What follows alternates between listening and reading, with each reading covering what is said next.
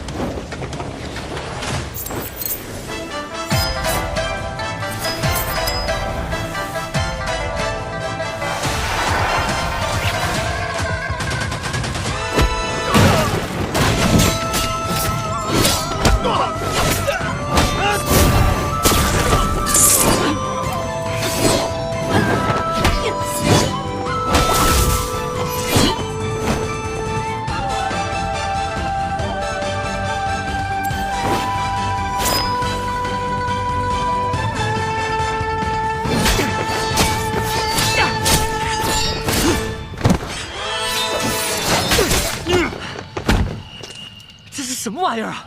既不知道疼痛，又不知道疲倦的，我是打不动了，他们还一次比一次更强。你该庆幸，苏家家主选择了停手，要不然咱们已经败了。苏成河，他究竟对这些暗河弟子做了什么？行了，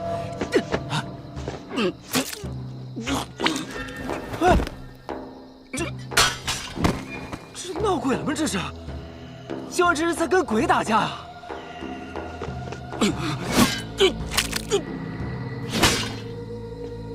家主，救我！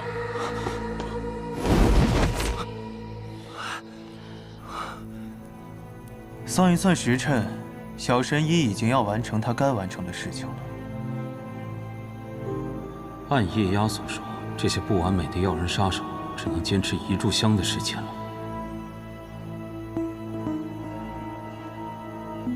看来今晚注定还需要发生一些更有趣的事情才行。去吧，结束白王府内的这场好戏。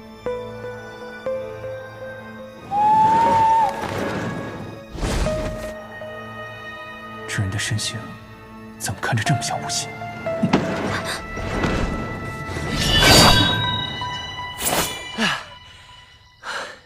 差点被这几个籍籍无名的杀手给解决了，说出去还真丢人呢。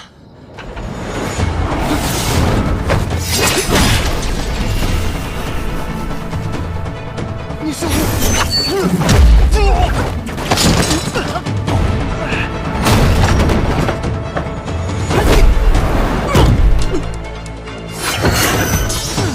师傅，快走！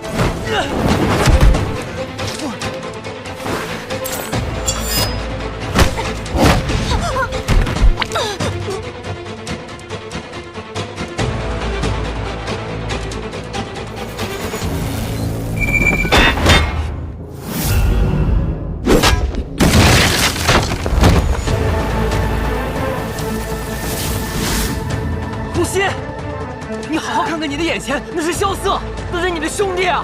没用的，他跟方才5个杀手一样，失去意识了。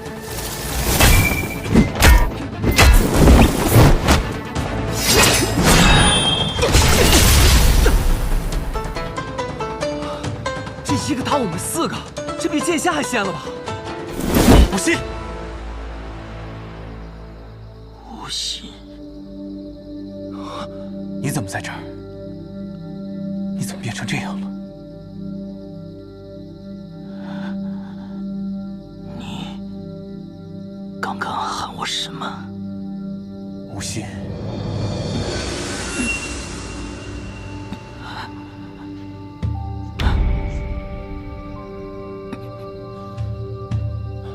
看来应该听鬼医的话，此时用他确实是操之过急了。无心，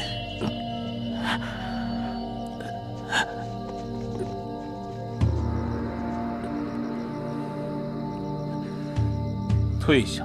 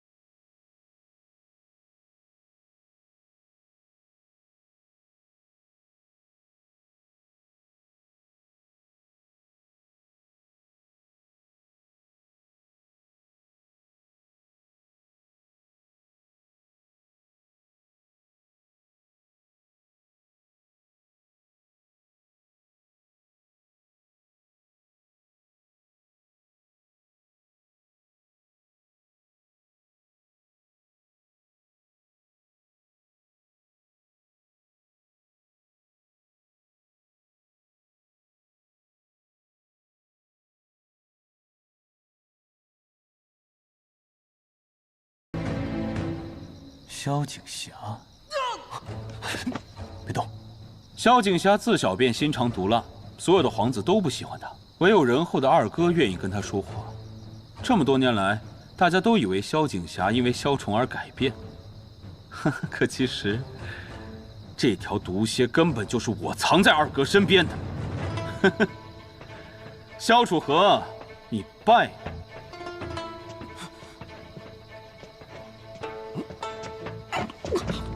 师哥，救我！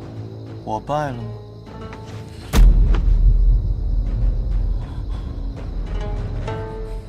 我们走。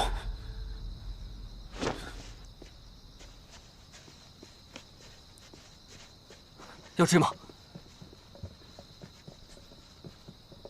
大局为重吧，去看看二哥。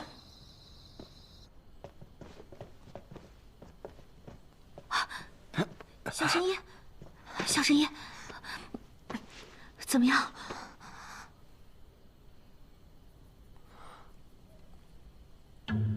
哎，那个是什么？唐门暗器。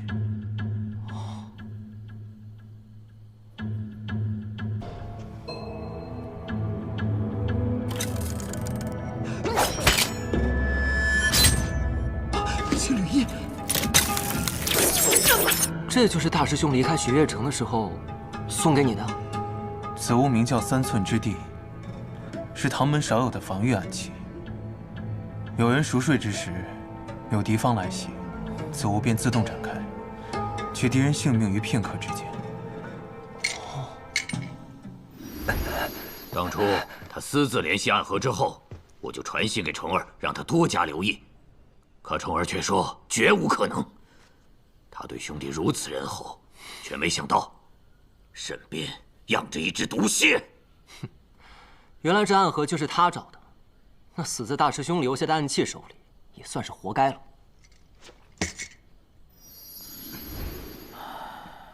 沐春风应该没事，神医如何？我救不了他，要立刻请大夫来看他。先带回雪落山庄，还是送往太医院吧。不可，不能让天启知道神医重伤的消息。那吴昕怎么办呢？先回雪落山庄吧。现在就算把他抢回来了，我们也救不了他。为什么这样都杀不了萧崇？为什么？大王布了这么久的局，本应该是天衣无缝，可萧楚河仍能够找到方法破解本王的局。殿下息怒。白王府是如今天下唯一拥有2位剑仙坐镇的王府了。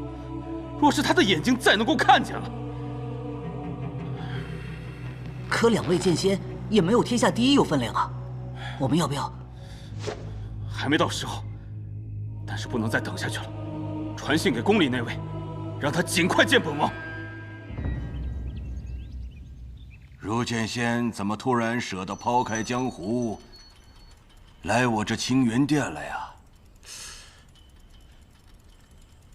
我在江湖上游累了，就来国师的青云殿歇歇。不过客人可不能白来。那是啊，我的确是有些见闻啊，要和国师分享。哦，我在江湖上啊遇到了一个精才绝绝的少年，这个人呢是被寒水寺忘忧大师抚养长大的。我最后一次见到他的时候啊，他跟我说他要来天启城。我想啊，如果他真的来了，那整个城里啊都会传遍他的名字，因为以他的个性啊，走到哪里啊都会掀起一片风云的。从他入城之时，我便察觉到了他的存在，并以大龙象之力探之，但很快就被他发觉了，然后就消失得无影无踪。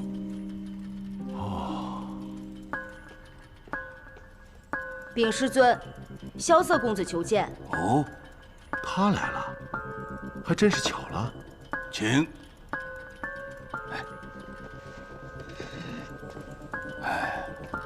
殿下，谢轩先生也在，那可真是太好了。啊？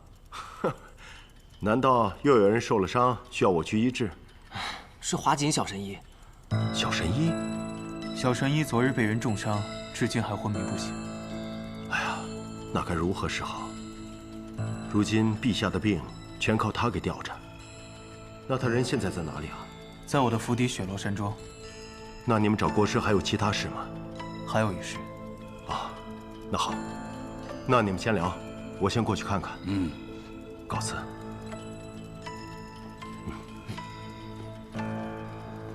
殿下快请坐。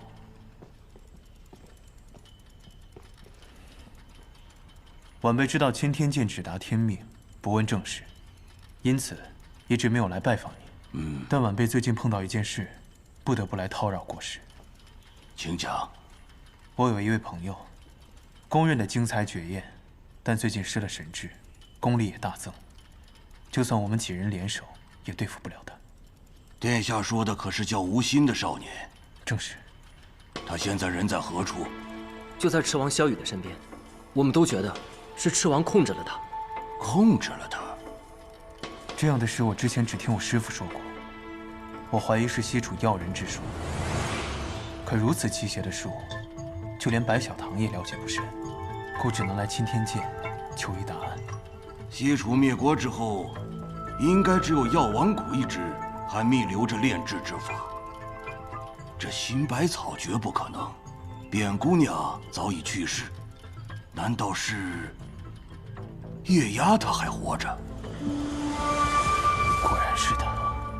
可月牙纵会药人之术，他并不一定就是炼制药人的人主啊。何为人主？所谓药人皆有人主，炼药人需以血为引，这一滴血必须是至亲之人的鲜血，又以亲生父母的最为完美。若没有引之有药，炼制出的药人极易遭到反噬。难怪那些人最后都死了。但是吴昕给人的感觉和他们不一样，身上没有那股死气。但是这世上还有谁的血能够为他炼制药引呢？宣妃娘娘，宣妃就是吴昕的生母，若需要至亲之血做药引，那也只能是宣妃。药人之术的解法，同样需要弄到这一滴至亲之血。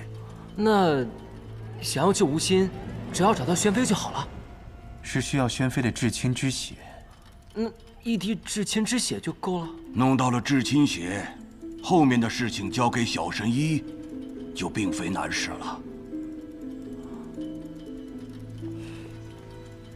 晚辈多谢前辈解惑。走。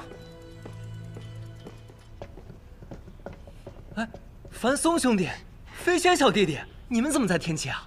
雷哎，飞轩，他是咱们师娘的弟弟，那我们应该怎么称呼他？按辈分，你应该叫他叔叔，我应该叫他叔公。哦，雷叔叔，你叔什么叔啊？都把我叫老了都。哎呀，算了，能在天启城遇见故人，还真是开心。哎，对了，你们为什么来这青天剑啊？我叫他们来的。所以，我什么时候才能见到他？见到谁？暗河大家长，苏长河。他昨日现身了，现在是赤王萧雨的人。什么？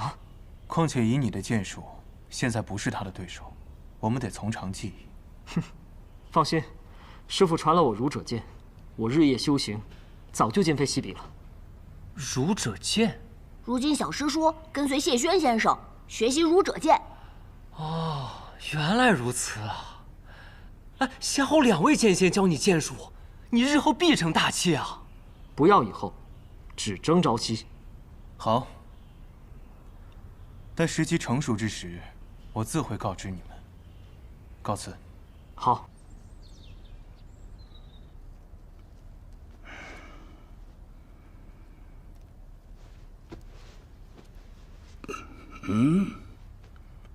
华神医今日没来吗？回圣上，华神医昨天偶感风寒，担心传染给陛下加重病情，特让徒弟沐春风前来诊治。回去禀明神医后，再决定如何诊治。严重吗？回陛下，昨日原本挺严重的，但今日有位先生来看过了，说是无大碍，不出几日就能入宫了。那就好。啊，虫儿的眼睛呢？已经治好了，只需再休养几日，白王殿下就能重见光明了。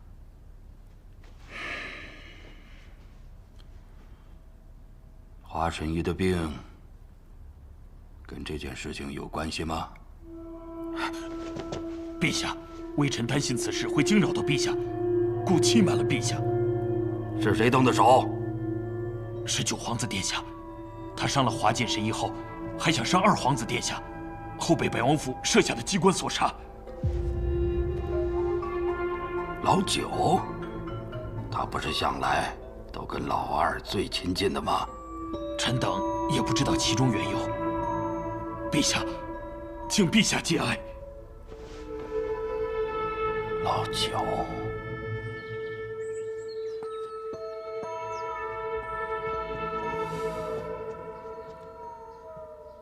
殿下，藏明，你应该事先告诉我的。若真是告诉了殿下，殿下一定会拒绝的。藏明陪伴了殿下这么多年，难道还不了解殿下的心思吗？可是，就算是我负你了，失去了你，身边又少了一个值得信赖的人。如今殿下重获光明，如同重获双翼，马上就能一飞冲天。少我一个无用的侍卫，又如何呢？所以，那天究竟发生了什么？当日，我被景太公的宣令缠住，无法出宫。此事不用多想，定是那赤王所为。后来暗河杀手潜入白王府，多亏永安王派人及时赶到，才让他们没有一时得逞。是九皇子背叛了你，还伤了华锦神医。好在你的眼睛现在已经治好了，那些最后想杀你的人，也被永安王他们击退。老九，怎么会是老九呢？二师傅，老九人呢？被永安王他们提前布下的机关所杀，已经死了。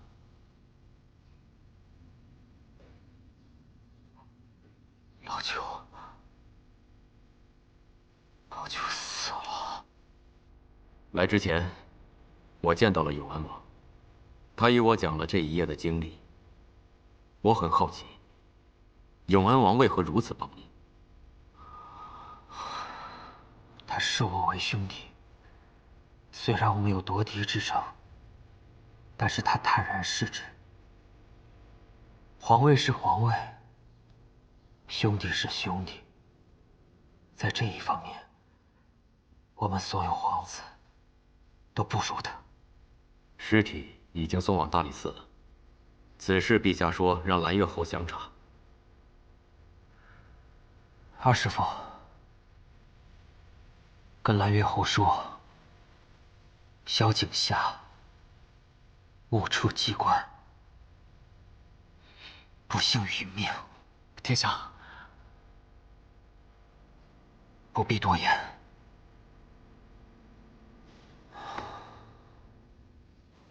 多谢谢轩前辈为华锦疗伤。哎，不客气。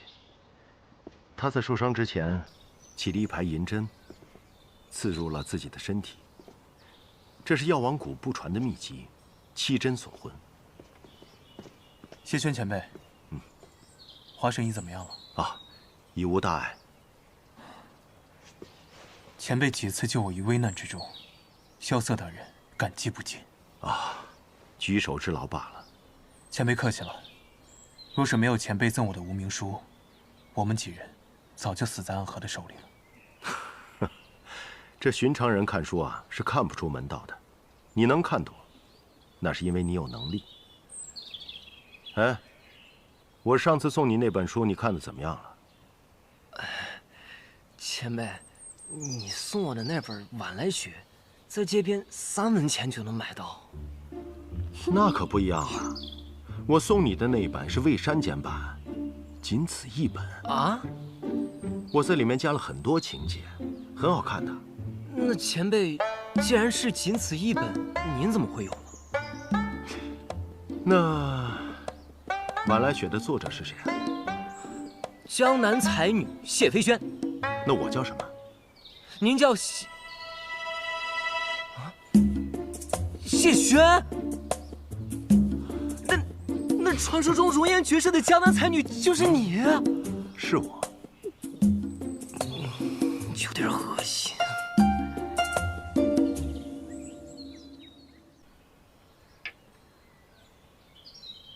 你想去后宫见宣妃？你了解宣妃她是什么人吗？我只知道，她是父皇最爱的女人。你父皇一生只爱过2个女人，一个是你母亲，只可惜她在生下你之后不久就病逝了；另一个就是宣妃。但宣妃不仅仅是绝色美人那么简单，这世上除了你父皇之外，还有2个绝顶之人愿意为她赴死，一个是昔日的天外天宗主叶鼎之，另一个就是如今冠绝榜榜首的洛清扬。这宣妃独处深宫多年，好不容易见了吴昕一面，你难道要告诉她，吴昕现在变成了药人吗？但是我需要她的血。吴昕是她的孩子，也是我的朋友。我就知道，你决定的事，谁说也没用。皇叔了解我。我查过了，是赤王给的药，他同意了。可真的是药人之术吗？这不是已经绝迹很多年了吗？药人之术，当年我们都亲眼见过。我在白王府看到的情景，与当年一模一样。而被作为药神的人，结局你也都应该知道。他曾经说，要带领我们暗河走向光明，彻底摆脱杀手的宿命。可为何他会变成如今这个样子？他的欲望太强了，有时候欲望会推动我们前进，但有时候会带领我们走向灭亡。当初你说过，不让暗河卷入这场纷争。事已至此，无法回头了。我只能送你们进去，无法接你们出来。但我会在城墙东角给你们备一辆马车，记住，1个时辰之内必须出来，否则车夫就会走。知道了。这是给你们备的衣服，一会儿换上。为什么要换衣服呀？萧瑟不是皇子吗？我跟着他进去不就行了？白天进宫是不需要换的，但现在是晚上，宫禁之后，任何人不得进去。再说你们去的是后宫，他又是皇子，更得避嫌。哦，好吧。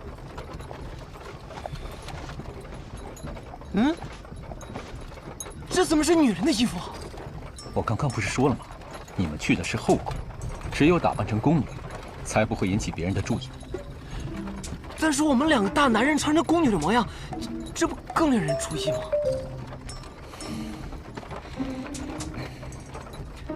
小色，你怎么看起来非但不纠结，还一脸期待的样子？你哪来这么多话呀？你现在话多，说明你特别兴奋。穿女装值得你这么兴奋吗？早知道穿女装，就让千洛师姐来。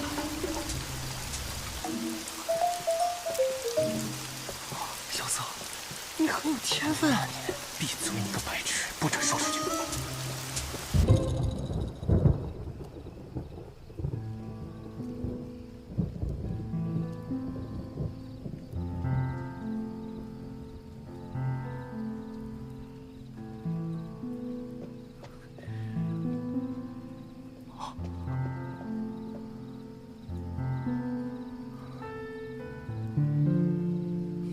坏了，小色，什么坏了？你看他这仪态比我们大不了几岁，怎么可能是指望他娘啊？没认错，看起来年轻罢了，其实已经快40岁了。啊！没叫你们，怎么自己进来了？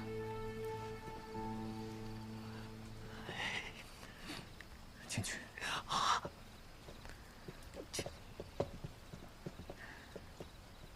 景太宫新来的宫女吗？本宫怎么没有见过你们？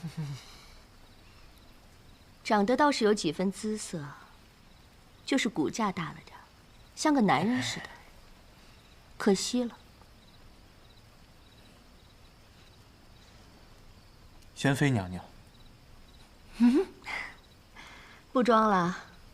小色，怎么这么快就被识破了？娘娘是洛清扬的师妹，也是影宗宗主的女儿。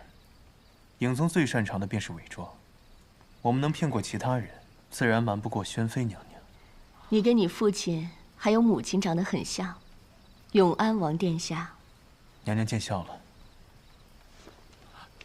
萧瑟见过宣妃娘娘。永安王殿下夜闯后宫，还带着这位修为不凡的朋友。你们两个这是来杀人吗？不杀人，只求宣妃娘娘一滴血。一滴血？为何？我有一位朋友，最近中毒，中毒原因正是因为娘娘的一滴血。相同道理，若想解毒，也得靠娘娘的血。之前雨儿也求了本宫的一滴血而去，不知道是否与这件事情有关，也不知道为何，本宫的血可以作毒，还可以解毒。老七求的那滴血，便是我说的那个毒。至于娘娘的血为何能作毒又能解毒，那是因为中毒之人身上流着和娘娘一样的血。你这位朋友叫什么名字？天外天前宗主叶鼎之之子，叶安世。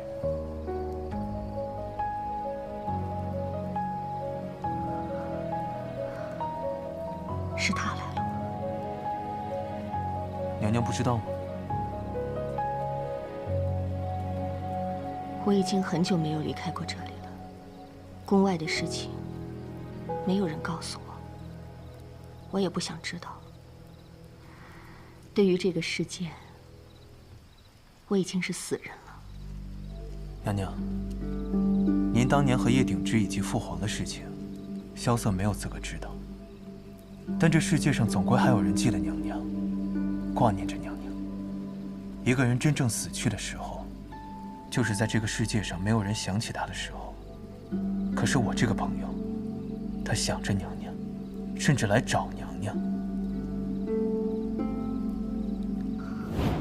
他的眉眼跟你一样好看。你的孩子叫什么名字？他叫叶安世。不错的名字。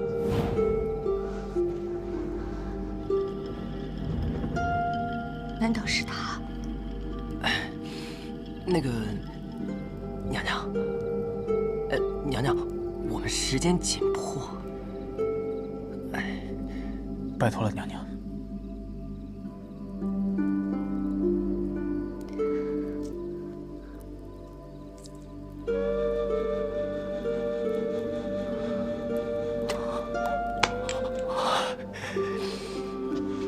多谢娘娘。等等，你若再见到他，请他勿再来找我。萧瑟明白。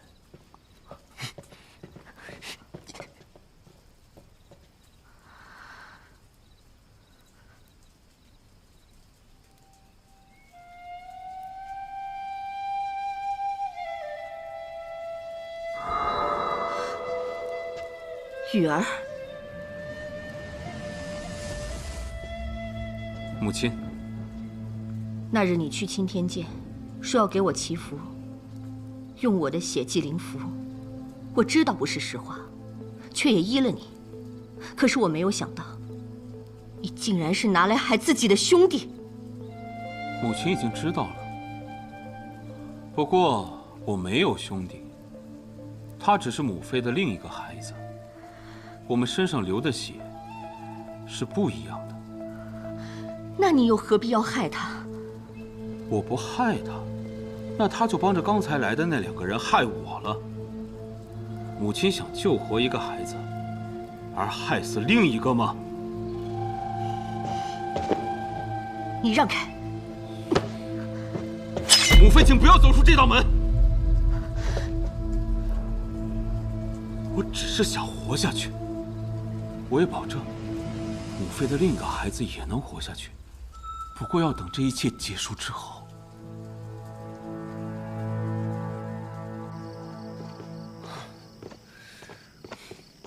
哎，你看，咱们衣服换了，雨也停了。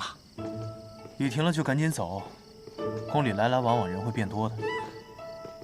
那我们为什么还要换回来啊？岂不是更容易被人发现了？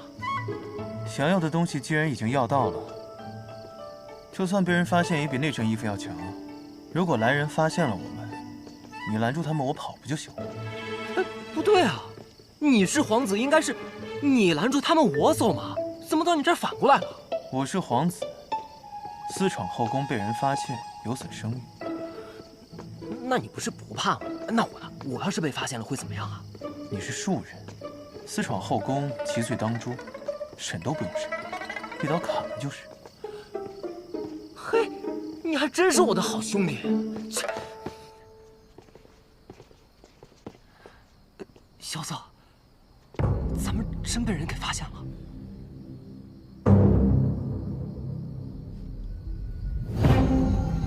什么人？来杀你！是你？你怎么在皇宫中？萧瑟！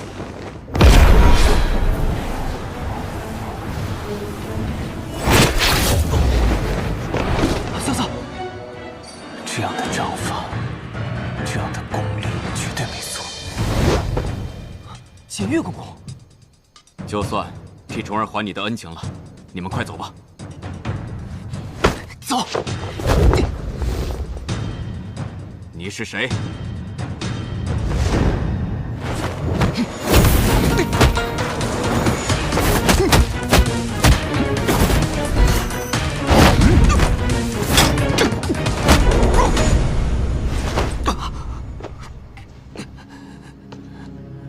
徐怀公。可是，师父已经死了，我明明。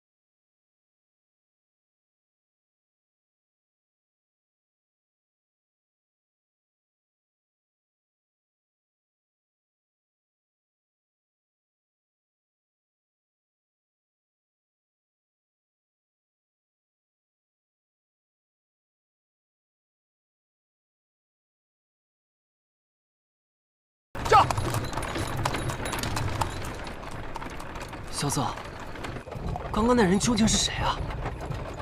当年废了我武功的人。啊？他是宫里的人？我永远也忘不了他这种诡异的内功。那他究竟是谁呢？能出现在这儿，并且还有如此阴柔的内力，一定是武大剑。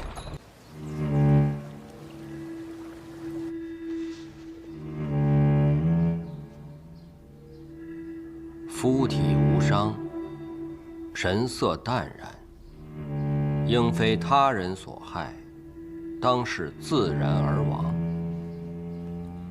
这就是太医院给我们的结论。没有人比我们更清楚锦玉的武功。若论内功深厚，恐怕在我们3个人之上。到底是谁震碎了锦玉的经脉？也或许，这个人的武功就是走的阴柔内劲的方式。虚怀公，可师傅已经死了。世上会这门武功的人已经不存在了。哼，是吗？恐怕未必吧。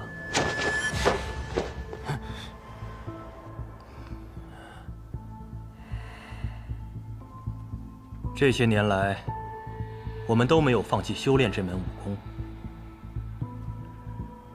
当年师父留下残本，除了锦玉，我们都没有停止修炼。但是练得如何，练到何种地步，恐怕只有我们自己知道。你的意思是，杀死锦玉的，在我们4人之中？哎，嘘，这话可不当说啊！我不是卓清大剑的弟子，更不会什么虚怀功了。哎，不信，你们可以试试我。可是你的师父并没有死，他是卓清的师弟。你的意思是，杀死锦玉的，在我们4人之中？哎，嘘，这话可不当说啊！我不是卓清大剑的弟子，更不会什么虚怀功了。哎，不信，你们可以试试我。可是你的师父并没有死，他是卓清的师弟，这么些年来，也应该悟出了什么吧？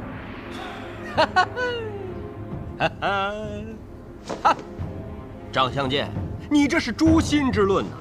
那要照你这么说，全天下的人都有嫌疑了。是你还是你？我的好朋友死了，我朱什么都不为过。金仙，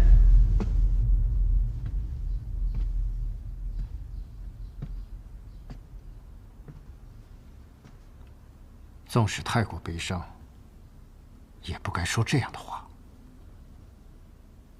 是锦仙冒失了，但是锦仙的话并不收回。你说什么？殿下到。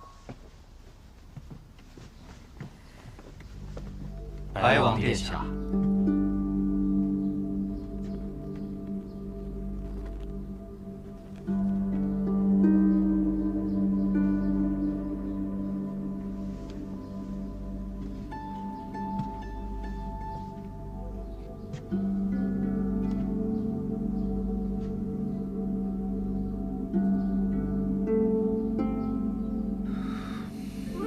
二师父，这么多年，我一直都在想象你的模样。我想象过，你是身居某座山上的隐士，是写进千帆的天才书生。可没想到，你还是和我当年看到的一样。二师父，其实你并不有趣。可如果这个世上少了你这样的人，该是多无趣啊！白王殿下，还请节哀啊！我曾经问过你，为什么选择我？为什么选择我这个偏偏瞎了眼的皇子？而你却告诉我，你选择我，并不是希望我登基，享受荣华，而是因为你觉得值得？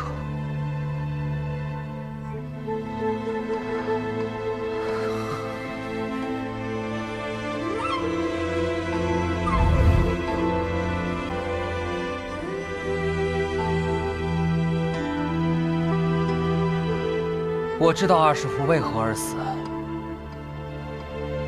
这个皇位，我可以不要，但这个仇，我一定会报。二哥真是这么说的？哼，可笑！我当初就告诉过你，白王一向谨慎，这局势未定，不会轻易出手。此子只可搁置，不要妄动。你是在责怪我吗，大剑？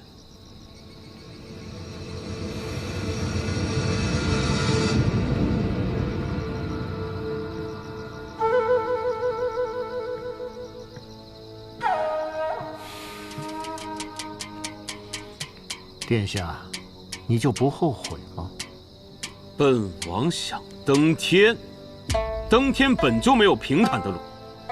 既然选择了，就不要为任何一个行动后悔。大剑还是想一想，下一步该怎么走吧。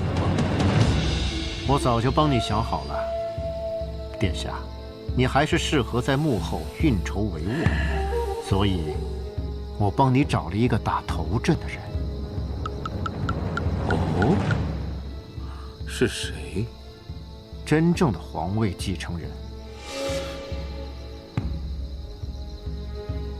是他吗？他竟然还活着！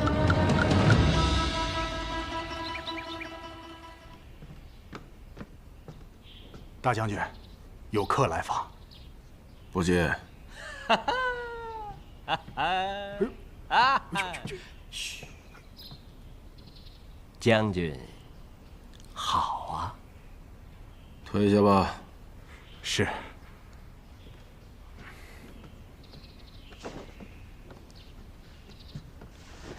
大将军，冒犯了。你们这5个太监啊，我也就见你顺眼点儿。其他那几个，长得要么像书生，要么像世家公子。哼。那谨言呢？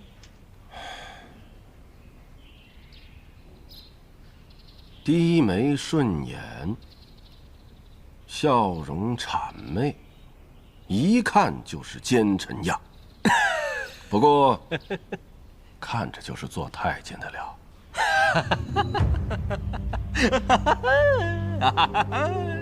大将军，说笑了不是？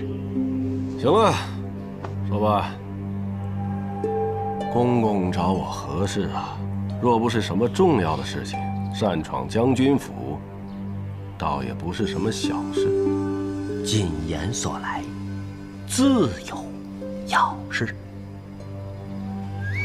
如今明德帝病重，写下新的龙凤卷轴，它自然是迟早的事。良禽择木而栖。现在天启城各派都在选择自己的良主，我来是想问问大将军的选择是？你胆子不小啊！这是公然挑起党争，是死罪。但是输了的人才会死呢。当年陛下获得帝位，难道靠的不是党争吗？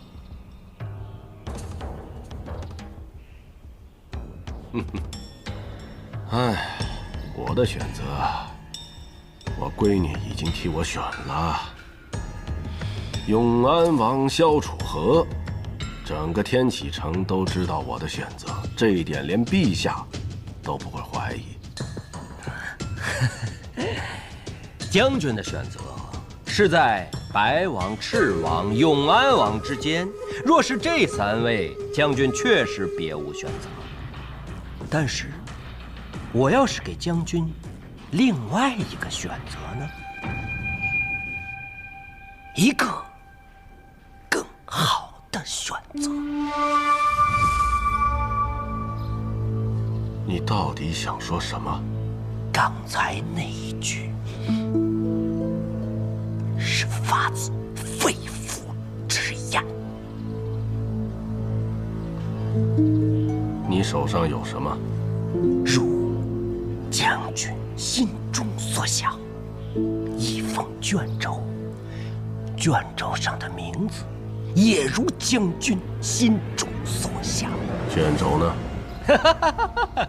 大将军，你也太小看禁言了。这么重要的东西，我怎么会带在身上？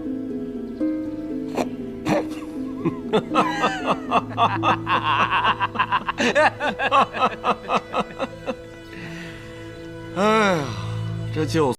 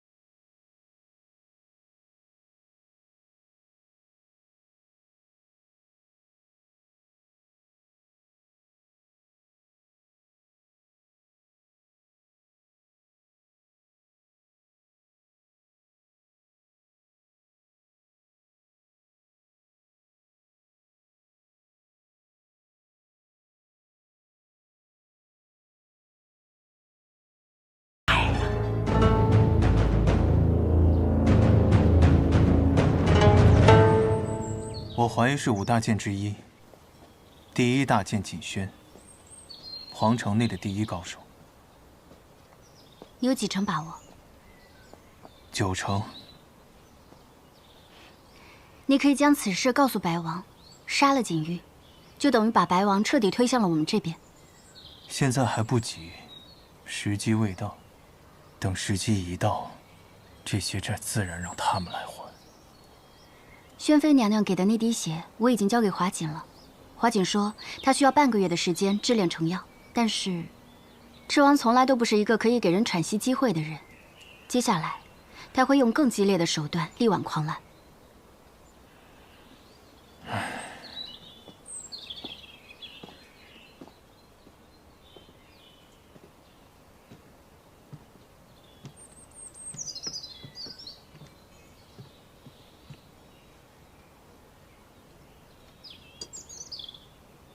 好了，我们不聊刚刚的事情了，我们聊点轻松的。千洛好像喜欢你。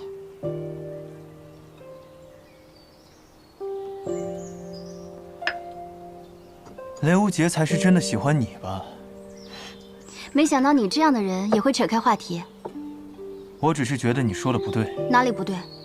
他不是好像喜欢我，他就是喜欢我。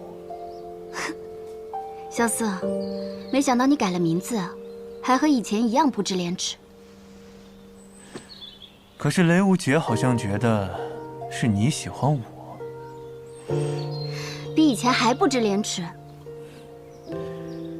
若依，其实我知道，你也喜欢雷无杰。从你们在百花大会上跳舞，我就知道了。我觉得雷无杰身上有一个人最原始、最纯粹的品质。那些品质我们曾经都有，但因为种种原因，我们放下了。只有他还保留着。吴昕说过，他是天生玲珑心。那你呢？你喜欢千洛吗？这两者之间好像没有什么关系。如今在这天启城满城风雨的情况下，我们还有心情在这谈笑风月，传出去也不怕被人笑死。你又扯开话题。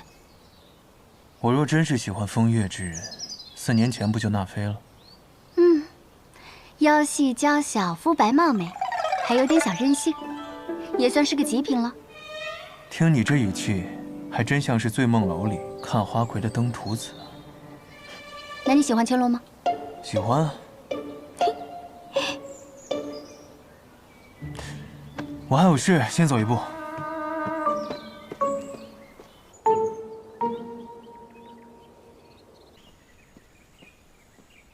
来了。陛下。哎呀，辛苦你了。哎，坐嘛。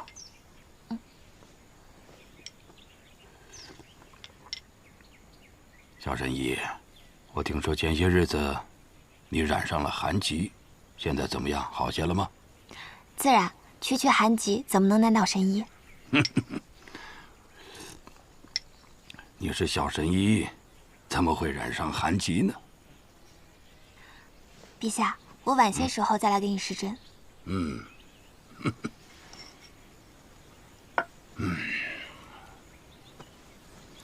小神医啊，这些日子你在姑侄身上插了太多针了。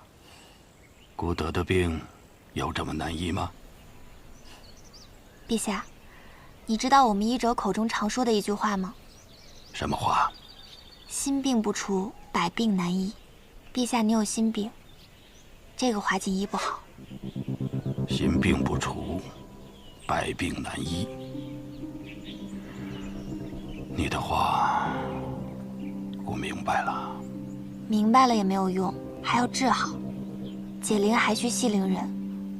陛下，谁是你的解铃人呢？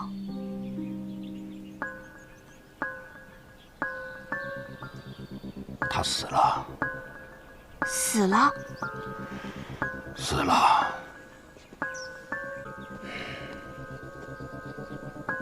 他是姑最好的兄弟。我们在很小的时候，母后就死去了。虽然我们是皇子，却没有得受过多少的宠爱，甚至就连有点权势的太监都敢欺负我们。太医，你再回去救救他好不好？殿下，不要走，不要走！弟弟在6岁的时候感染上了中风寒，医了好久也没医好，最后到了快死的时候。救救我弟弟好不好？殿下，不是微臣不救治，微臣也是无力回天，爱莫能助啊！你救救他吧！殿下，请回吧。他是在那一日死的吗？流传在外面的说法是，在那个大雪夜里，我跪在门口，苦苦地哀求那个太医2个时辰。虽然我是一个不受宠的皇子，但是这样的跪礼，对一个太医来说，不是能够承受得起的。最后，把我弟弟从鬼门关拉了回来。陛下，你是个重情义的人，但那是假的，那是姑让太医对外说出去的故事。实际的情况是，那天晚上，姑跪了2个时辰，但她还是坚持要走。于是我拔出了母后留下的那柄长剑，我一剑上去。从那一刻起，我发誓，我再也不要做无人问津的皇子，我再也不要被人踩在脚底下。我要和我的弟弟登上天启的最顶端，让所有的人都不敢低头看我们。后来，我成为了皇帝，我的弟弟成了北黎的大都护。莫说天启，就算北黎，整个的天下都畏惧我们。可是最后，弟弟还是死了。是我杀了他，都是因为提不起勇气，害怕失去手上那些虚妄的事物。陛下，你为何不自称孤了呢？孤？或许每次想起弟弟若风的时候，才觉得自己不是一个皇帝，而是一个哥哥。只有弟弟在的时候，哥哥才能永远的不孤单。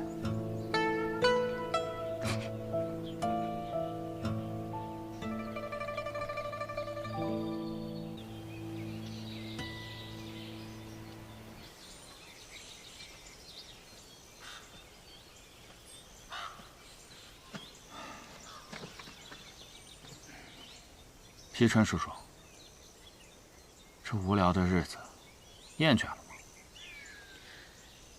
你说呢？我这刀都要锈死了。是有点怀念天启了，想去千金台赌一把，再去碉楼小筑喝一杯，再去彩云追月阁睡一觉。瞧你这点出息，王爷怎么生出你这样的儿子？我这不是在这儿过过嘴瘾吗？现在看来，只有萧瑟那家伙当了皇帝，才能把我们招回去了。那也未必，我们可以自己回去。据最近传来的消息，明德帝最近病重不起。病重不起，王爷有什么打算吗？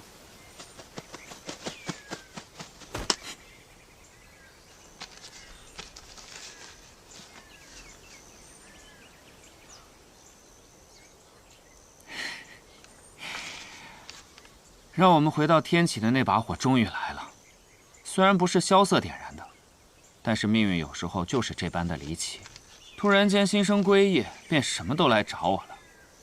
那便归吧，策马扬鞭，直逼天启。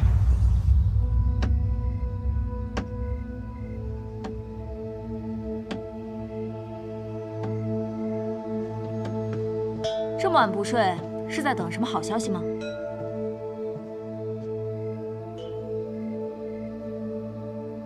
你来了就肯定没有好消息。行，你既然这么说，我现在就走，不给你添堵。开玩笑的。你的好兄弟蛰伏多年，最近似乎有些不安分了。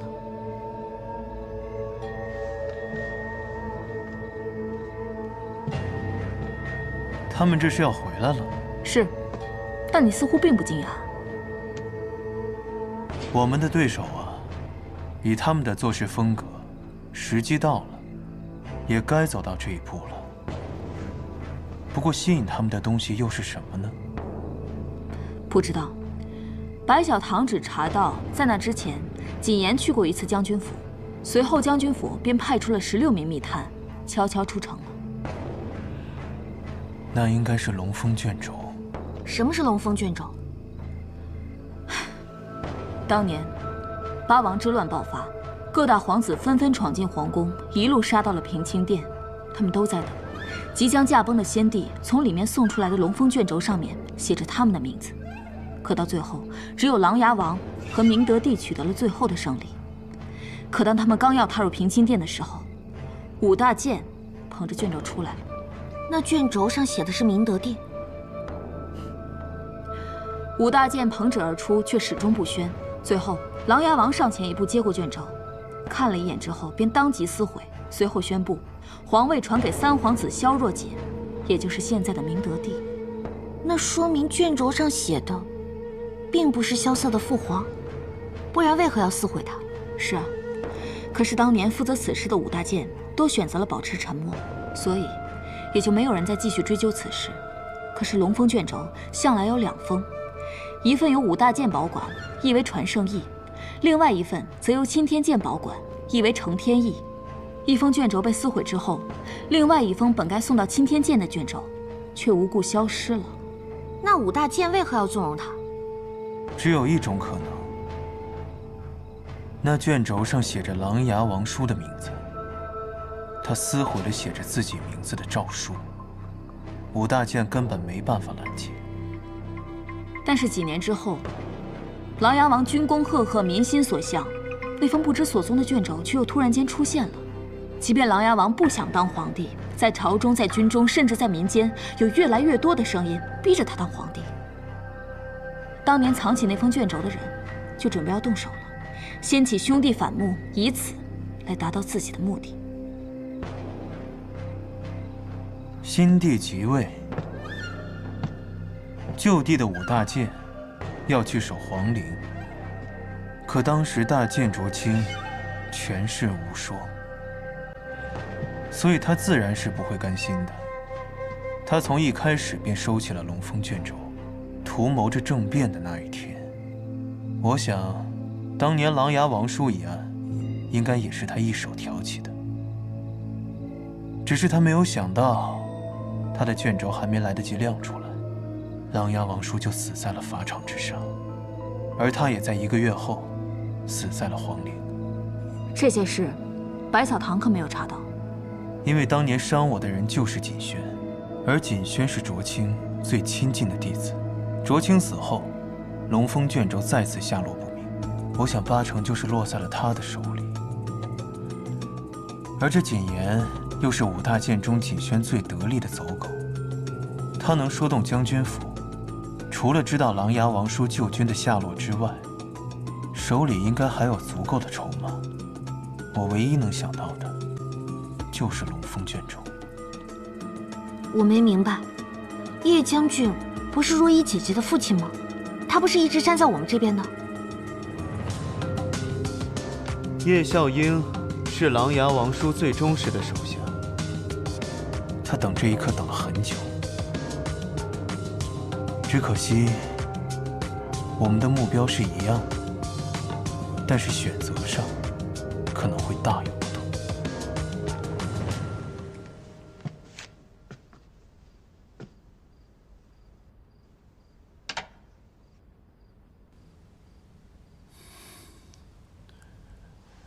闺女，我遇见他那一年17岁，我是天启一屠户的儿子。当时我拿了一把砍竹的刀，就这么看着他。他对我说：“我见你屠刀诛羊，却有在天下之气，可愿与我同战天下？”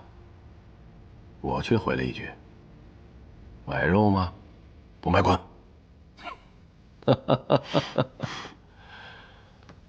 后来，我成了一名巡街校尉，再后来，我成了先锋营的副将。有一次，我们遭到了敌人的围攻，整个先锋营全军覆没，我也只留下了一口气，是他把我从尸体堆里给刨出来的。当时我就想，以后为了他，生死也情愿。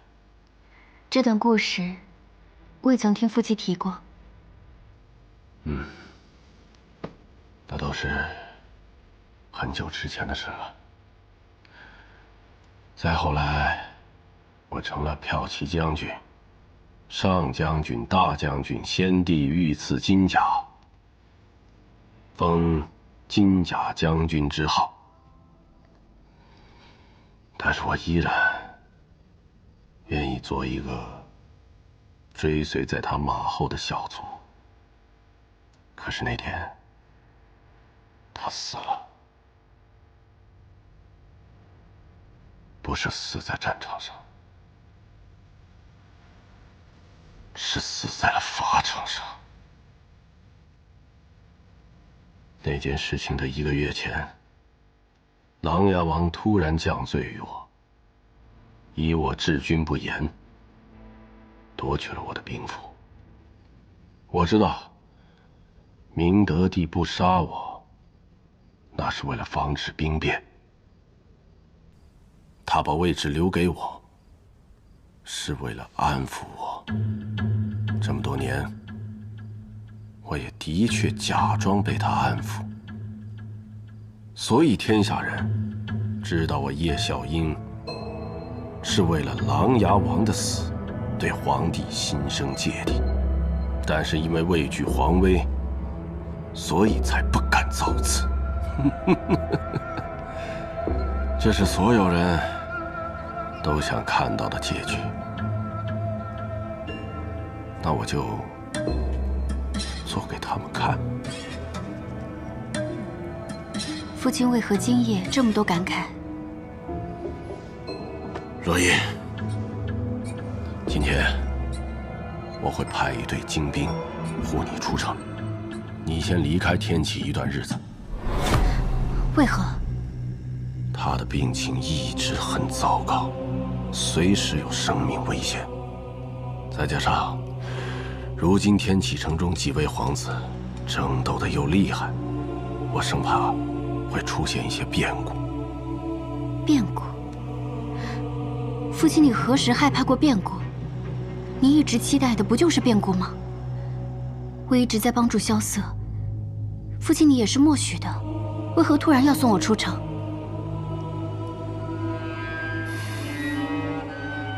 好，我且问你，萧楚河入天启，是为了当皇帝来的，还是为了查清当年那件案子来的？以我对他的了解，自然是为了查案。那便是了。萧楚河一直没明白一个道理，只有当上皇帝，才能查清此案。一臣逆君，那是天方夜谭。所以说，在这次他和赤王的争斗之中，我不看好他。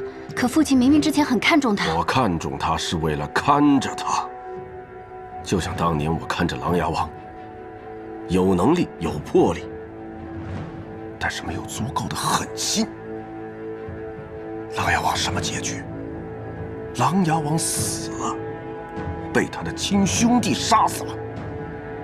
同样的事情，我不想看到第二次。只是因为萧瑟从来不接受父亲的扶持吗？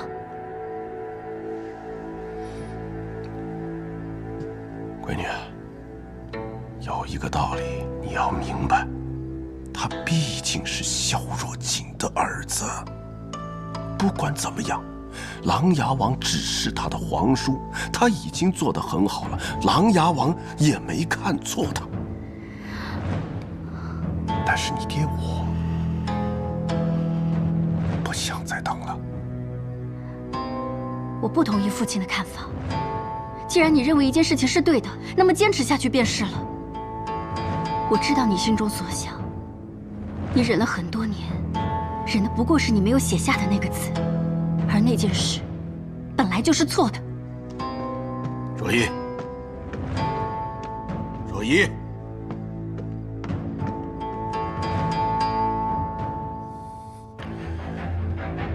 还是一帮孩子。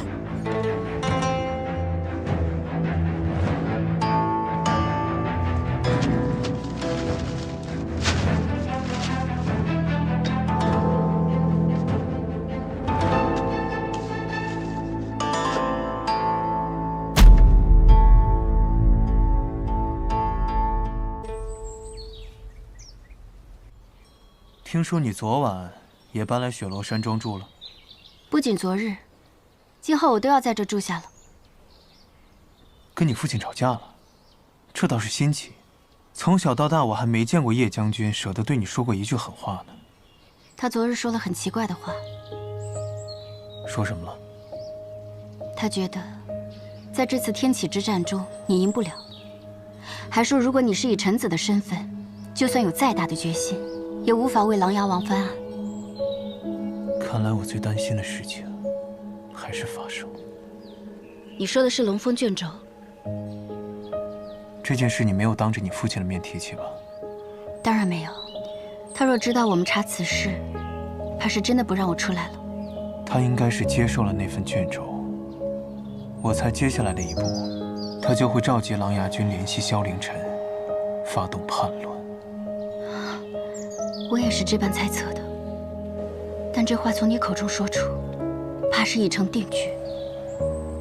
这将是北离建国以来最大的一次叛乱，几十万铁骑将踏过整片大陆，直至天启。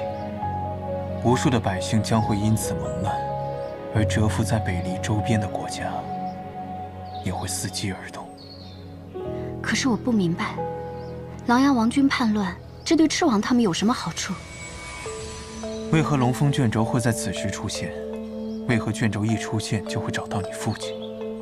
若最终真是萧凌晨登基，宗庙归位于琅琊王，那对他们有什么好处呢？我现在还想不明白，但有一点可以肯定，这绝对是个圈套。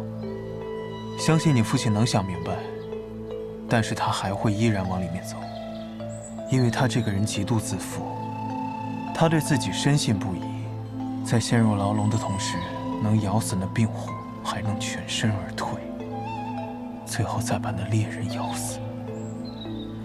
他确实一直这般自负。可是这份自负，最终会害了他，害了整个琅琊郡，也会害了萧凌晨。就算最后他赢了，也会给北离重创。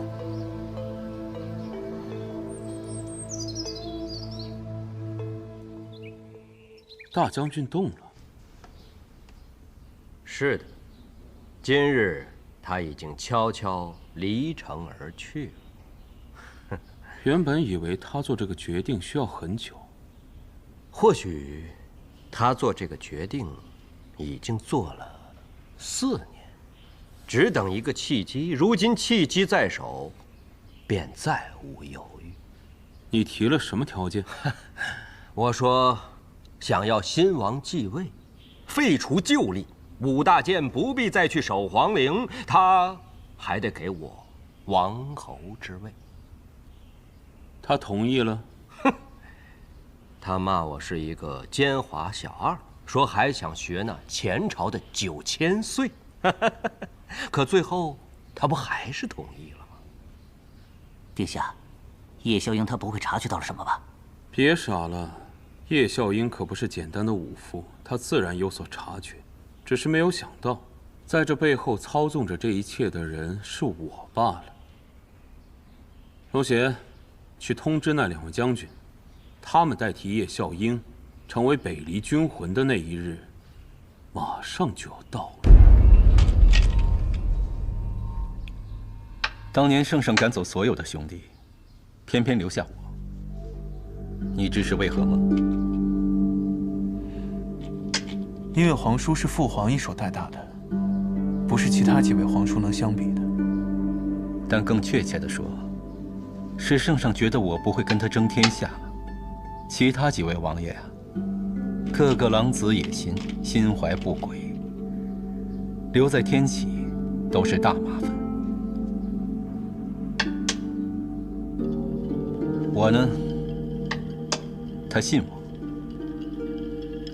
琅琊王兄也不会，他也信他。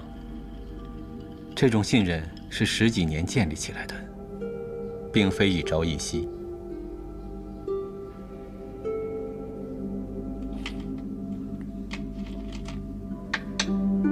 那为何会有4年前那桩案子？人呐，一旦坐上那个位置，是会变的。而且琅琊王兄太像一个优秀的皇帝了。历史上，凡是功高盖主的，没有几个有好下场的。那这么说来，皇叔即使满腹才情，也故意装出一副放浪形骸的样子，是为了掩盖自己吗？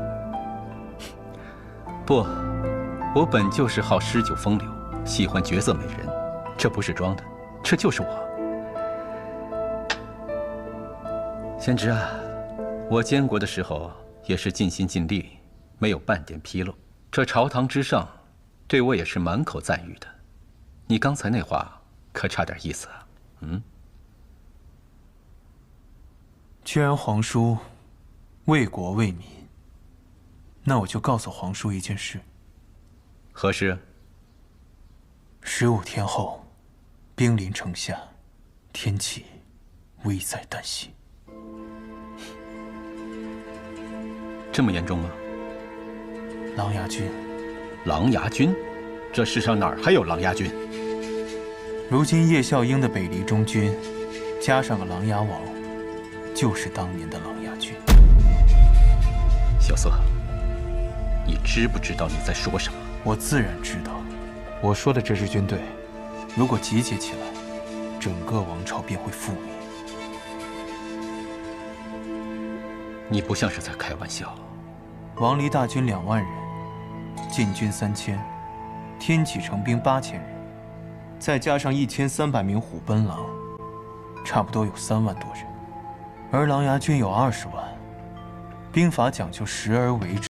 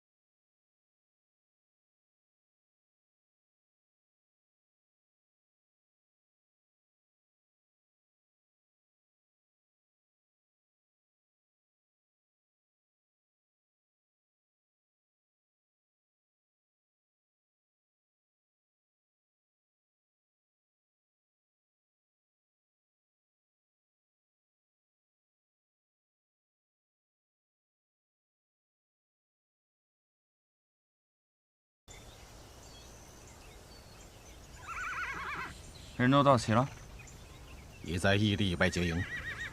哎，3位叔父，你们说现在那些正赶来与我会合的旧部，是不是心情都很忐忑呀？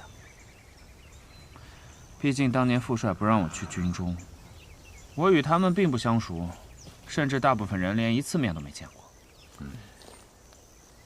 哎呀，我之所以被叫做琅琊王，是继承了我父帅的爵位。我能有1000军万马来迎，是因为我父帅的军威。可这些都与我没有关系啊！哎，你们说那些人见了我现在的样子，会觉得我配得上琅琊王3个字吗？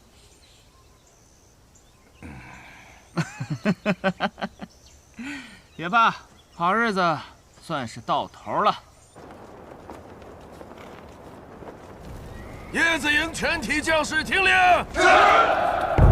从今日起，叶子营归队琅琊。琅琊，琅琊，琅琊！拜见王爷。诸军这些年辛苦了，我很高兴。既然诸军今日能够在这里，我一定不能辜负诸位。是时候告诉天下人，我们回来了。琅琊军回来了，请诸军告诉我，那里是何处？天启，天启！此去天启，要让这天下再看看我们琅琊军。琅琊军领再镇北离，再镇北离，再镇北离！让他们知道，我们从未认输，也从未离开。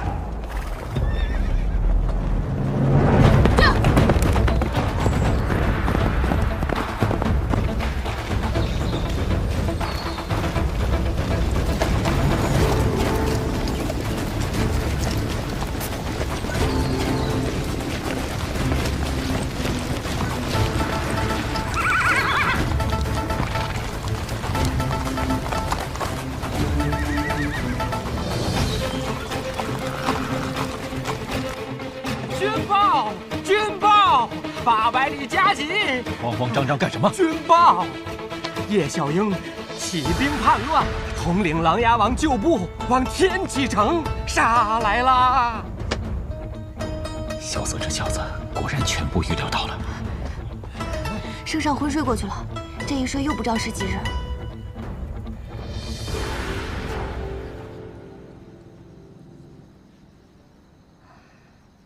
这琅琊军一路北上，势如破竹，这些驻军们根本就无法阻拦他们。可父皇偏偏此刻病倒，这一切真像是一场精心谋划的棋局，而我们都是被困在其中的棋子。那你可想到什么办法了？我派姬雪过去了，他应该很快就会见到萧凌晨了。你想让姬雪去说服萧凌晨？你说，若此刻萧凌晨说不打，会有什么变故？他会被我的父亲绑在马上，灌上哑药，就算压着，也要让他去上战场。你说的对。那你为何还让姬雪去寻他？但是我要知道他真实的想法。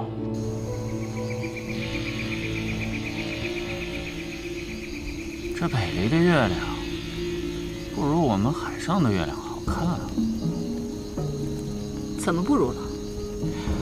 我们海上的月亮又大又圆，这北离的月亮呢，看着有点血色。你觉得呢，姬雪姑娘？你还认得我？当然认得，毕竟你生得这么好看。我记得我小时候特别喜欢跟着你跑，你做什么我做什么。但是你好像只喜欢跟着他现在叫萧瑟。怎么，他派你来的，想劝我退兵？那你会退吗？自然不会啊！我必定马踏天启，直指泰安殿。这真的是你真实的想法吗？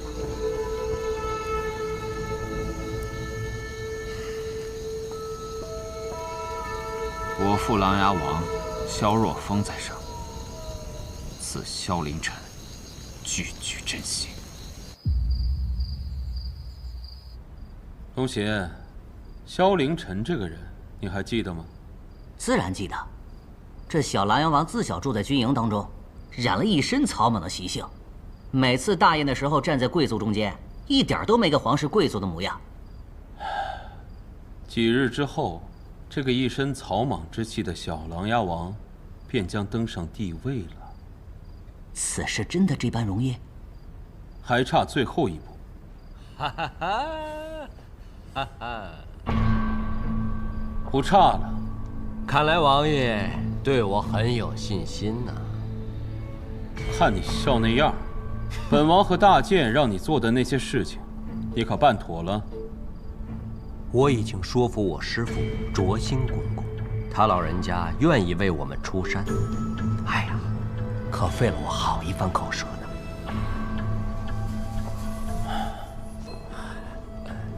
你师父卓心是上代5大剑中唯一还在世的，由他做接下来的事情，最为合适。不过还有一样东西，朝中百官相迎的亲笔联名手书，已在身上。那个最重要的人，也已经写下了他的名字。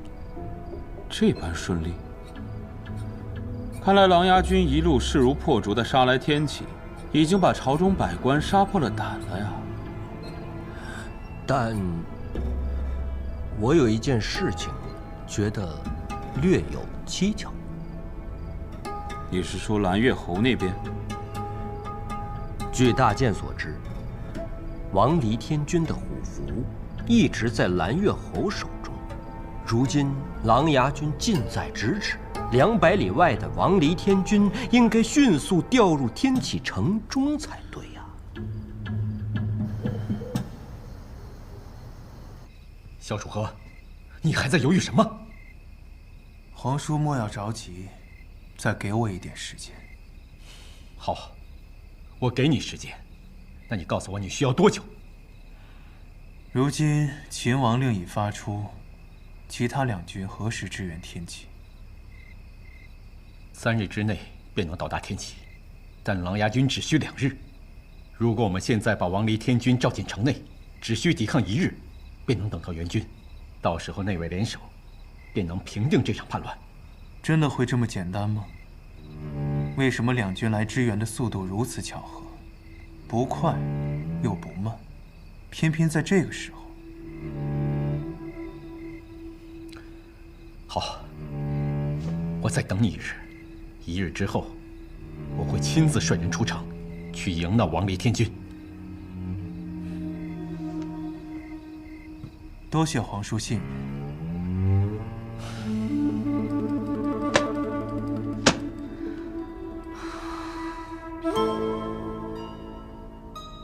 殿下，藏民虽然看不见了，但也能感受到殿下心里十分烦忧。刚刚得到消息，蓝月侯依然没有去传王离天军。王离天军的李将军已经发了3份军报，也没有得到入城的许可。这王离天军反而更着急了。他们自然着急。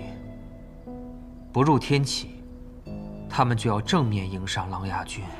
王离天军已经10几年没有打过1场仗，如果正面对抗，只会被打成肉泥。殿下，你说此事会不会是永安王那边安排的？你为什么会这么想？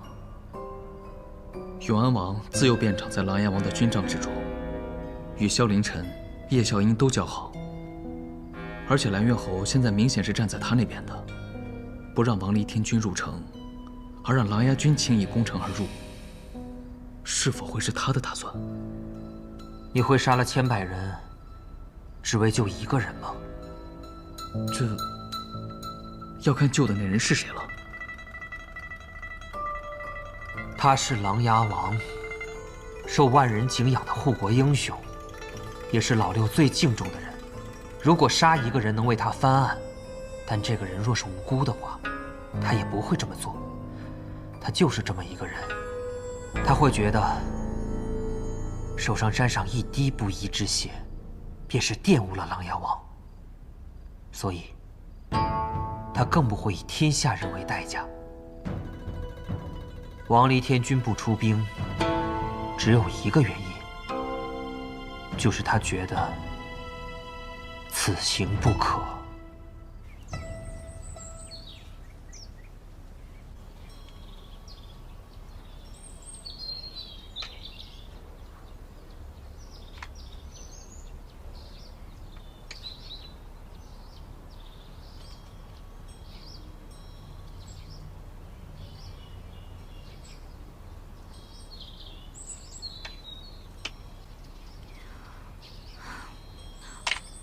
不下了。怎么说我的棋也算是得了阿爹的真传，就是下不过你。你呀，就是太急了。有的时候不要着急认输。虽然这棋局看上去败相尽显，但也只靠1步棋就能反败为胜，神转。我怎么看不到啊？我也没看到。这外面都已经乱成一锅粥了，你们居然还在这里下棋，这要是被蓝月侯知道了，怕不是要被气吐血。哎呀，若依姐姐，萧瑟就是喜欢故弄玄虚，你又不是不知道，他呀，肯定早就有主意了。这次你可说错了。你看这棋局，就跟现在的天下一样，一团乱麻。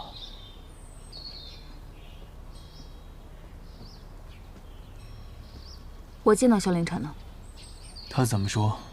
他说他这次来就是要马踏天启，直杀太安殿，而且还是当着他父亲的在天之灵发的誓。没了。他最后还说了一句：“我萧凌晨身负琅琊王之血脉，又岂有后退之理？你萧楚河承袭琅琊王之衣钵，又岂有不战之理？”完了完了完了！他之前看起来像是跟我们一伙的，现在看来是要跟我们不死不休了。身处险境，方可绝处逢生。神转之棋，我找到了。他真是这么说的？是的。他脑子是不是有病？据我所知，是没有的。他人呢？为何不自己来见我？他说怕侯爷听了拔刀砍他，就先溜了，去白小堂那儿了。怕我砍他？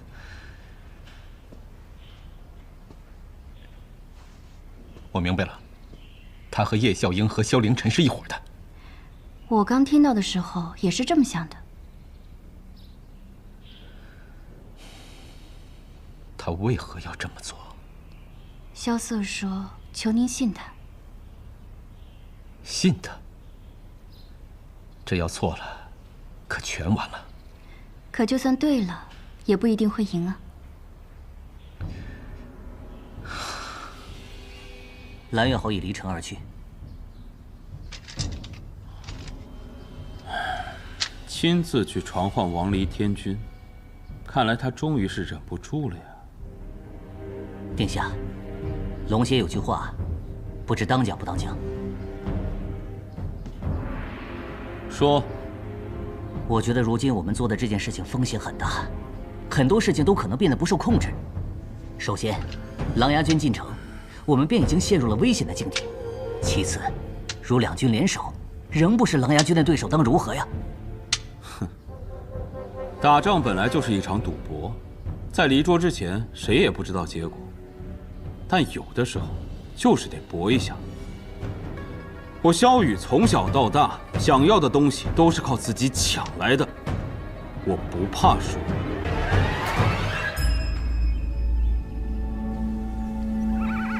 诸君，天启城就在眼前了。等了这么多年，终于等到了这一天。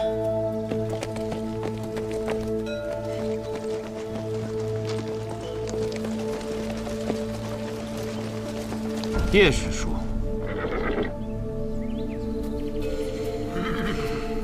距离我看到这样的天气已经很久了。不久，不过是大梦一场，苍龙梦醒，便该震吼。师叔，你的这些话是我姨告诉你的吧？昔日叶师叔征战沙场，叶姨白衣剑舞，堪称绝世啊。你姨不在了，但那白衣还在。世侄，你能回来，我很高兴。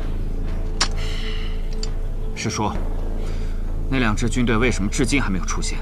我已经做好要大战一场的准备了。哎，别着急，那些躲在阴暗处的人，可不敢现在出来对抗。你放心。只要你攻下天启，那些人自然就会出来，到时候再打一遍就是了。师叔说的有理，不过都是些蝼蚁一样的货色。哼，我可等不及他们，我已经迫不及待的要君临天启了。君临天启，军队的军，还是君王的君？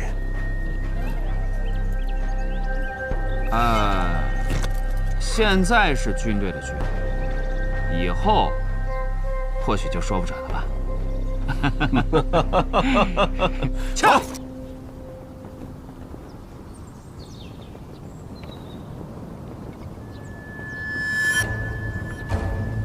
哎，你看，那是什么？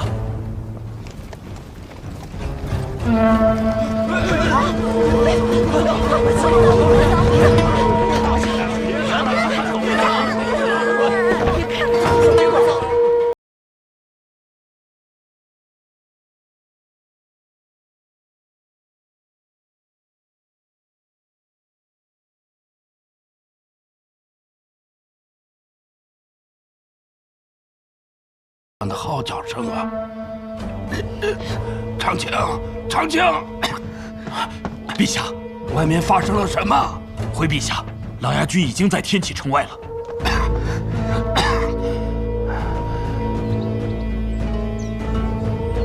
终于还是来了。殿下，宫中传来消息，圣上醒了，还请殿下速去太安殿会合。醒了？偏在这个时候。可是蓝月侯并没有把王离天军带回来，城中只有一些守城兵跟禁军。你说蓝月侯会带着王离天军去哪儿？有2种可能，一种是蓝月侯打算在城外直迎琅琊军，那无异于以卵击石，毫无胜算；第2种，蓝月侯自知没有希望，弃城而去了。不，还有种可能，萧楚河想故意引开蓝月侯，他想和叶笑英以及萧凌尘联手。那琅琊军岂不是能毫发无伤地进入天启城了？不会。虽然没了王离天军，但禁军、虎贲郎以及天启城的一众高手还是会重创琅琊军。好，我们去泰安殿。殿下，此时何不避其锋芒呢？不，今日这一场好戏，我是必然不能错过的。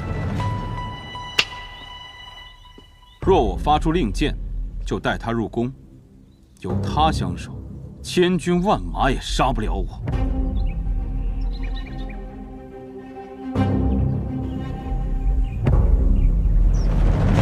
从前只在书本上听到过战场上的号角声，如今亲耳所闻，只觉得书中所描写，无法传达这号角声之悲壮、之恐惧、之雄迈的分毫啊！小徒弟，我可没你这么淡定。我没有那般诗情画意，我只知道，我们快死了。死在琅琊军的铁骑之下吧。说来讽刺，我幼年时听书，只听得琅琊军守护北离安定，那可是天神下凡一般的存在，受人敬仰。可如今，不过，师傅，徒儿我可不会让你死的。我这就带你离开皇宫，咱们无官无职。琅琊军应该不会为难我们的，啊？你确定？放心吧，萧瑟让我们去个安全的地方，有司空姑娘保护我们。哼哼，天启城本是一座军城，易守难攻。哼哼。我们琅琊军要几日可攻入此城啊？如果我没算错的话，这座城中最大的战力就是王离天军。虽说这支军队战力不强，但其天机弩阵却非常适合守城。所以说，就算是咱们琅琊军，也得花上2日的时间来攻下。那若是不惜代价，那便1日。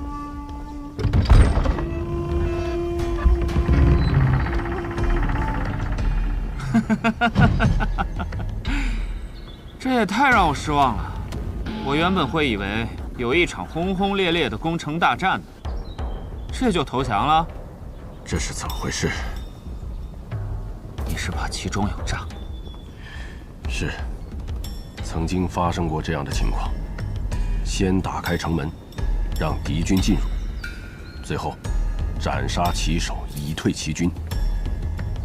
在一场毫无希望的死战中，这是他们唯一的机会，所以说，不能排除他们做了这样的计划。现在城门大开，我们难道因此要畏首畏尾吗？斩杀敌手，本王就在这里，项上人头就在这里，道士来取啊！出城！撤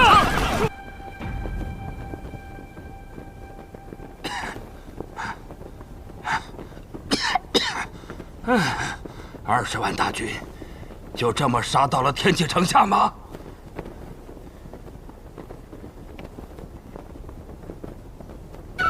是凌晨带兵吗？回禀圣上，还有大将军叶小英陪伴。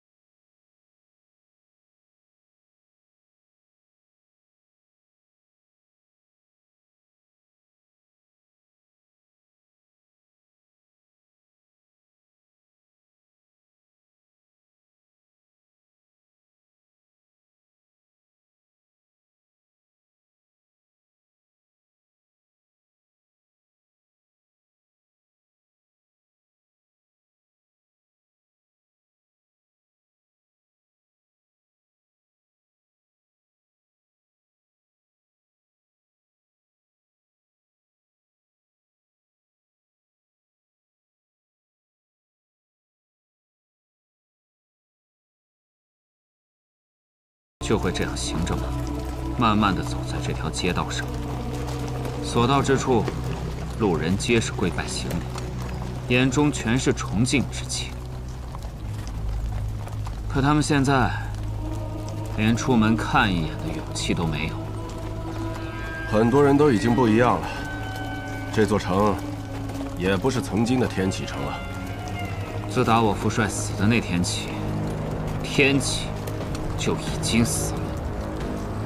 世侄，那些人现在应该聚在泰安殿等我们。那让他们再等一会儿吧。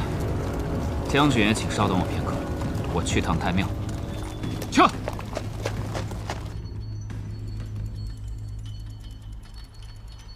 国师啊，你有何打算？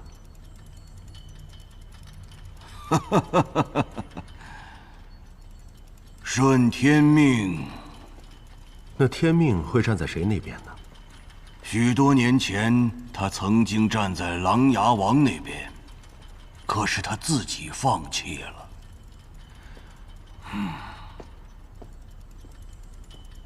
就算仙人临世，也抵不过20万雄师啊！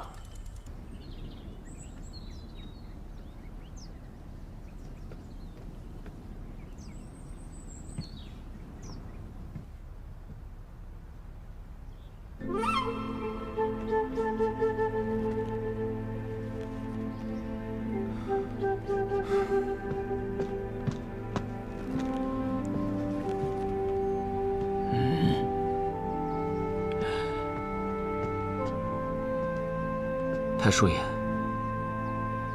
凌晨，是我，太叔爷。你回来了，很好啊。太叔爷真的觉得很好吗？若逢背叛谋逆，太庙里不会供奉着他的名字。明天就会有了。太叔爷，请给我一炷香。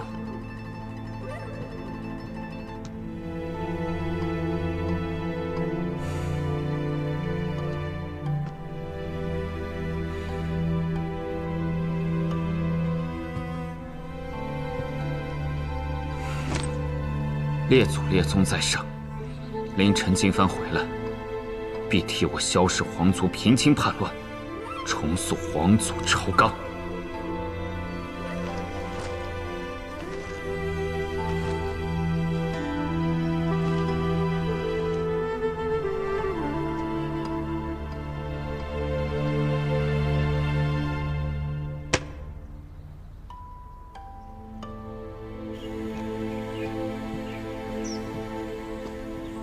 保护殿下！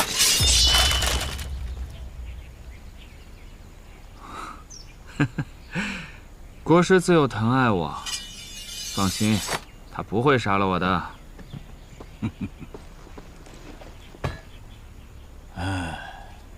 一别多年，小友可好？不好啊，吃的也不好，睡的也不好。倒是自从踏入这天启城之后呢，开始觉得有点好了。哪里好？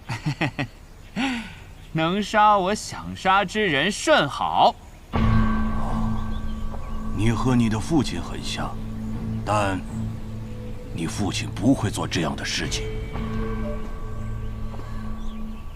那是因为我的父帅当年遭遇那些事情的时候，他已经不年轻，而我很年轻，我还有机会可以犯错。有的错犯了可以回头，有的错犯了，便可能是这辈子所犯的最后一次错了。那国师，你说，当年我父帅死在法场上，他有什么错呢？琅琊王没有错。是啊，有错的人是明德帝。那他是不是应该付出代价了呢？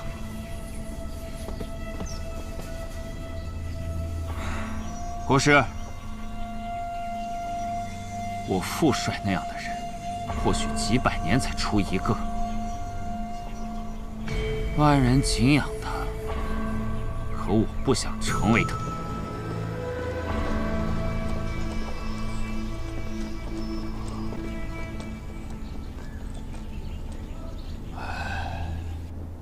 楚河，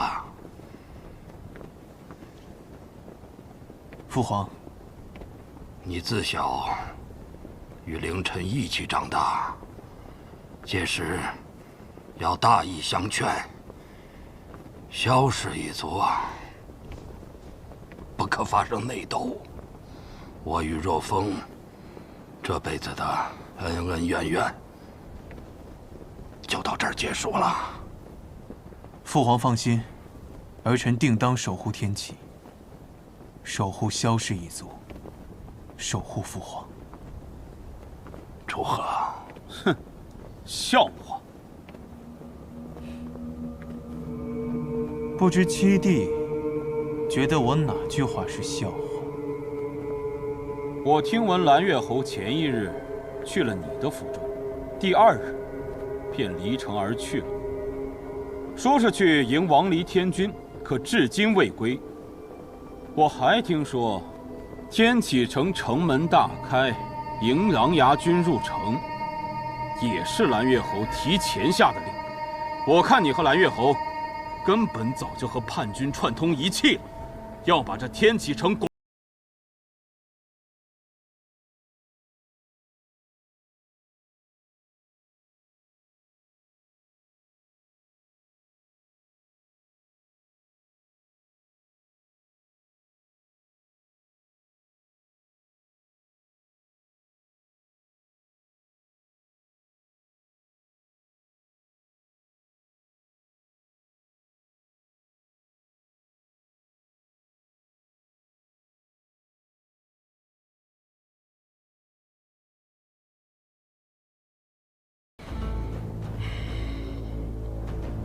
好让那上军与下军坐收渔翁之利是吗？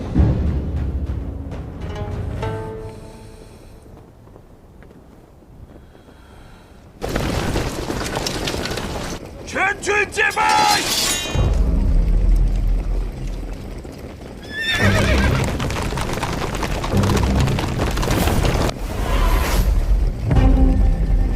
终于还是进来了，琅琊军。开宫门，圣上，莫须无谓的损伤。我在这儿等他。开宫门！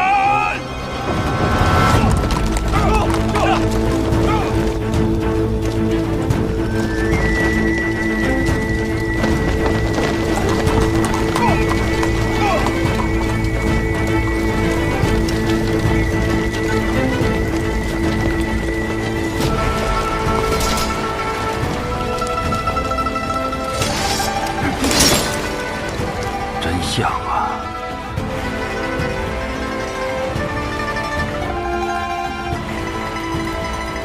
重儿，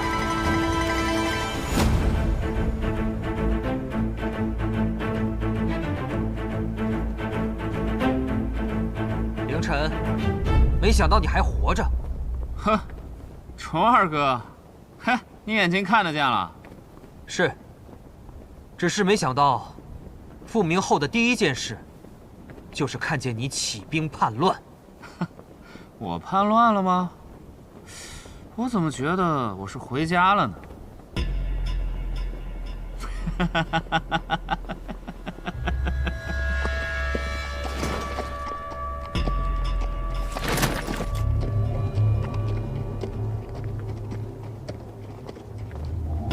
这是谨言跟卓心公公。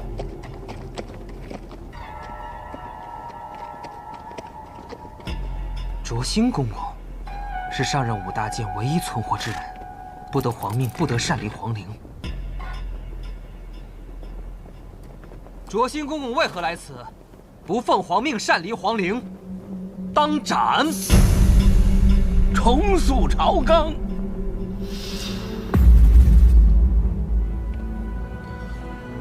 我有龙凤卷轴在手，先皇帝亲笔撰写，还不立即跪拜？快！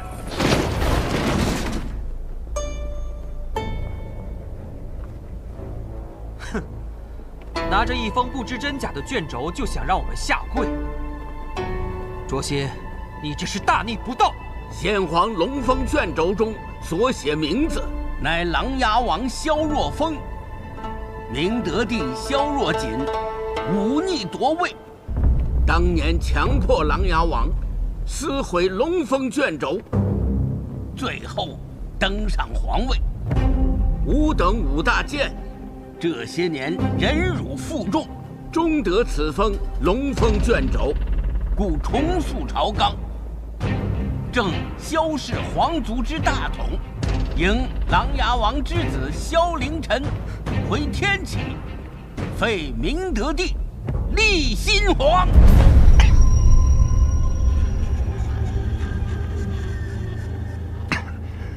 混账阉人，胡说什么？上面有玉玺之印，先皇亲笔所写，岂能有假？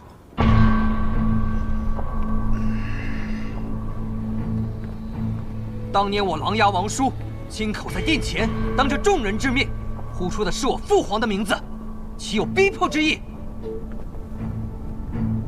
再有，就算是逼迫，当年你们5大监为何坐视不管？重儿，莫急，让他说下去。吾等受先皇恩赐，今日定当还天下之清白。我手中有百官联名上书，愿拥护大统，重整朝纲。前辈，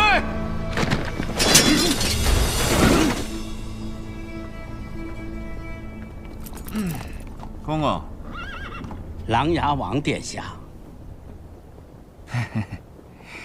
公公今天亲自来一趟，是准备看我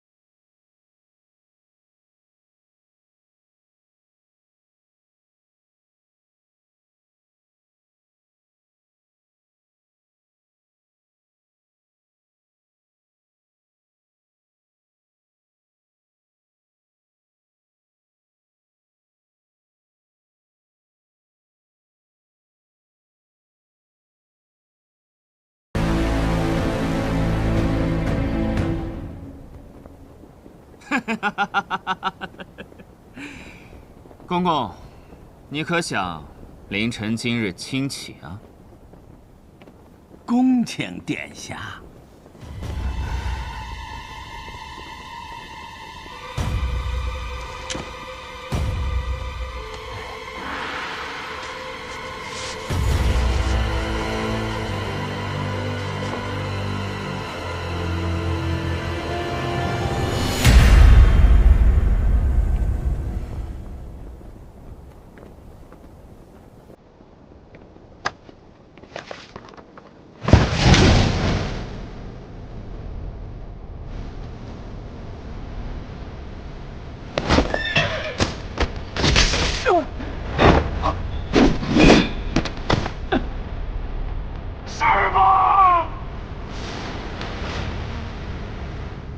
我萧氏皇族纵横战火40年，予以开国，历朝6代，传世123年，国运昌隆，万国朝拜。我萧氏皇族之大统，岂是他一个阉人定之？逆贼，当斩杀！逆臣已伏诛，还有谁想前来送死？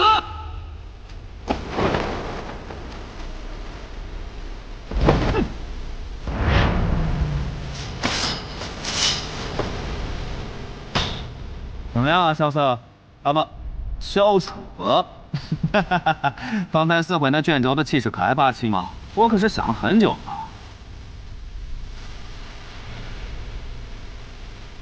我派积水去找你，你为何不直接回答，非要湖州说上这么多？这样才有气势嘛！我萧凌晨身负琅琊王血脉，岂有后退的道理？你萧楚河继承了琅琊王的衣钵，又怎有不战的道理？所以面对那些要祸乱朝纲的人，我们一定要战，不退。